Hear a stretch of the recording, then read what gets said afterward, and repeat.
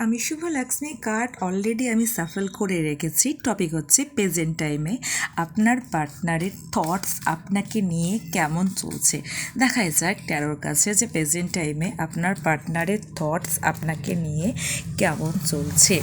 প্রথমত বলে রাখি, এই সময় ব্যক্তি তার পাস্টের যে ইনসিডেন্ট, কিন্তু ইনসিডেন্টটা একবারেই পিসফুল ছিল না, সেখানে নানানভাবে সমস্যা দেখা গেছে। সেই ইনসিডেন্টটাকে বারবার রিমাইন্ড করছে এবং নিজেকে আরও ভালোভাবে ক্রিয়েট করা, অর্থাৎ সেলফ ফোকাস, যেখানে নিজের আইডেন্টি এবং কর্মক্ষেত্রের ওপর ফোকাস থাকার ওপর একটা ক্রিয়েশন দেখা যাচ্ছে বিল্ড করার জন্য। আর কি ভাবছে এই সময় প্রেজেন্টে?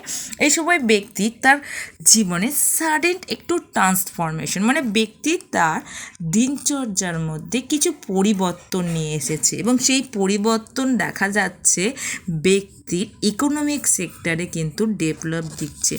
আর কি থটস চলছে প্রেজেন্টে? ব্যক্তি তার পাস্টে যে ভুলগুলি করেছিল সেগুলিকে নিয়ে গিল্টি ফিল করছে এবং সেগুলো নিয়ে রিগ্রেট ফিলিংসও দেখা দিচ্ছে।